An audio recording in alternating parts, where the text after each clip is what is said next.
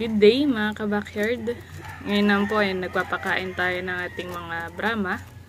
So, ayan no. Ang kanilang pagkain ay breeder pellet with cracked corn. So, ayan.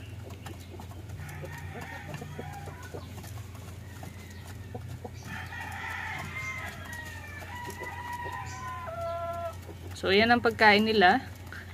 Ngayon ay 9 AM po ng umaga, no? So kaninang 7 ay nagpakain ako at ngayon ay nagpakain ako ulit para lang maipakita sa inyo, no, ang ating mga Brahma. Ito ay light Brahma, no, mga ka-backyard. Ayan.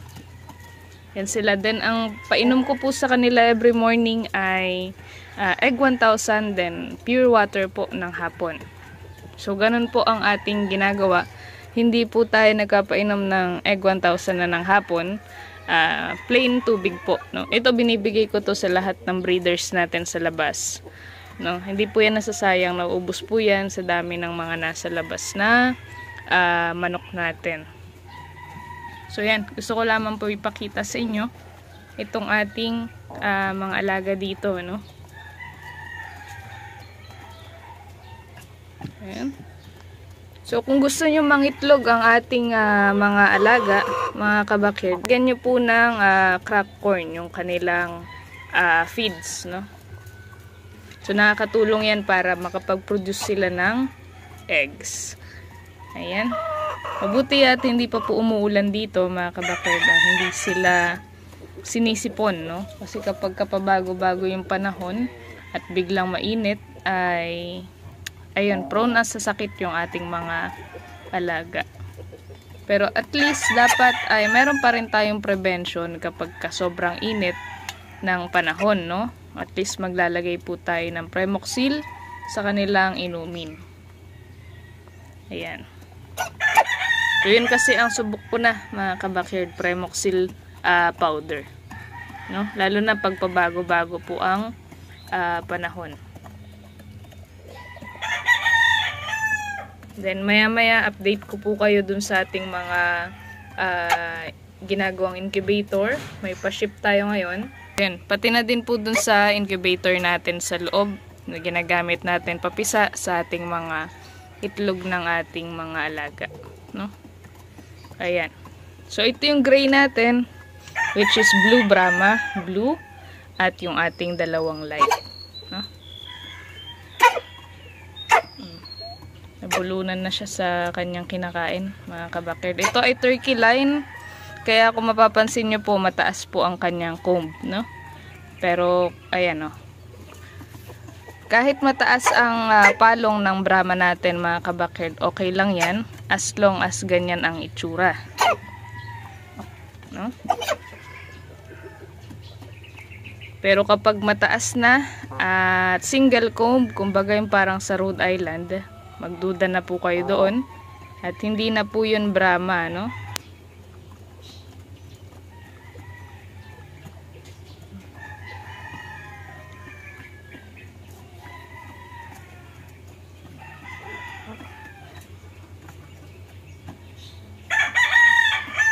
Ayan, meron tayo ditong apat na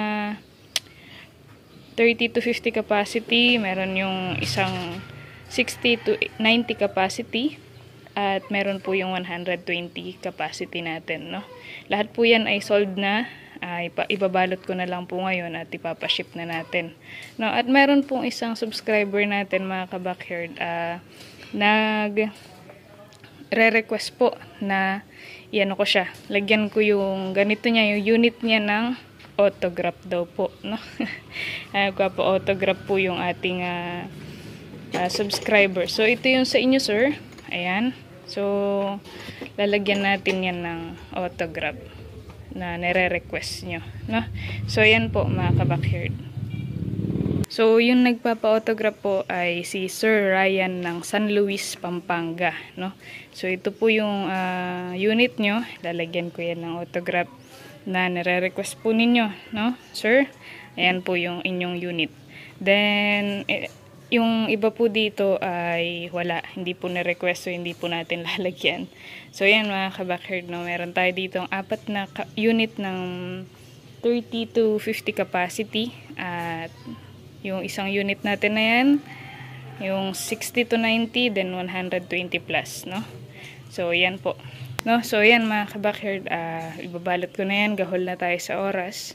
Pinasilip ko lamang po sa inyo yung ating mga pa-ship for today, no? So, yan mga kabackyard, tapos ko na siyang malagyan ng autograph. So, hindi ako marunong mag-autograph mga kabackyard, so yan na lang nilagay ko, no? So, ganyan na lang kasimple yung ginawa natin. Ito ay mapupunta kay Sir Ryan ng San Luis, Pampanga. Ayan na po yung inyong unit, sir. So, ngayon naman po ay papasilip ko po sa inyo itong ating incubator dito na hindi po tinanggap ng receiver sana, no? So, ayan na. Nakakapagpapisa na naman po tayo ng ating mga sinalang, ano? O, meron 3 dito, mga kabackyard. Dalisin ko lang yung mga eggshell na pinanggalingan nila para hindi maka-apekto dun sa mga papisa pa lang na itlog na kasasalang natin, no? So, ayan po.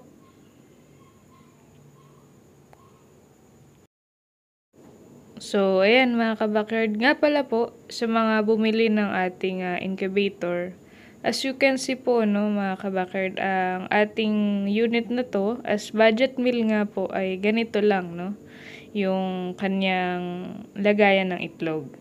So, in terms of hatching rate, ay hindi naman po nakaka-apekto sa may mga tray na unit ko, no.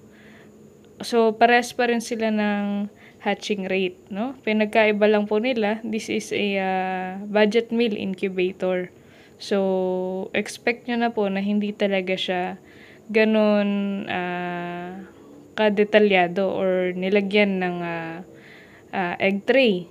So, okay lang po yun, pero advice ko lang po sa mga nakabili nito, pwede nyo rin pong lagyan ng egg tray kung gusto nyo po, kagaya din ng mga ginagawa ng ibang nakabili na sa akin. At pwede rin po yung ganito lang.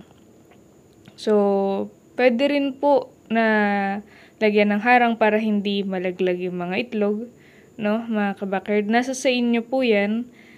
Pwede nyo siyang ibahin, no? Pwede nyo lagyan ng tray. Ang hindi lang po pwedeng gawin, mga kabackyard, kapag ganito po na manual, kahit ano pong manual, ay lagyan po ng, kumbaga, yung tray ng pangbentang itlog. Yung karton po, kung alam nyo yun, mga kabackyard, yung iba po kasi is nilalagay nila doon, no? So, hindi po yun advisable na ilagay or lagayan ng itlog na ini-incubate, no? Mabubugok po doon, mga kabackyard, dahil nga po malamig yung ilalim, then yung sa taas ay mainit. So, ganun po. Then, kapag magpapatong naman po kayo ng itlog, mga kabackyard, meron din po kasing mga nakabili sa akin na pag nag-update, yung kanilang mga itlog na nakasalang is nakatayo, no? Yung iba po is doon pa sa may air pocket, mismo nakatayo. So, hindi po din maganda yung ganon. So, dapat mga kabackyard ay ihiga nyo lang po, kagaya po ng nakikita nyong ginagawa ko, no? So, wag nyo po siyang itatayo, or wag nyo po siyang, lalo na dun po sa kanyang air pocket, ano? So, ihiga nyo lang po, at wag nyo po siyang ilalagay sa egg tray na karton, mga kabackyard. So, yun.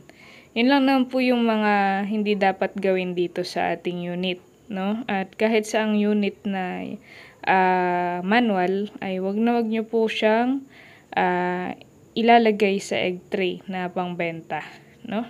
So, yan po. Kasi hindi po magiging equal ang init dun sa itlog mismo, no? So, yan. Kaya ito po ang ginamit kong sapin para pag may napisa po, ay hindi po magi-split yung kanilang mga paa. Dahil rough po yung ating styrofoam na ginamit. So, ang purpose po niyan is makakakapit po yung kanilang paa o yung kanilang kuko kapag po napisa, no? So, hindi po magi-split. So, yan mga kabackyard, yun lamang po ang update natin sa ngayon. At happy forming and happy breeding po sa ating lahat.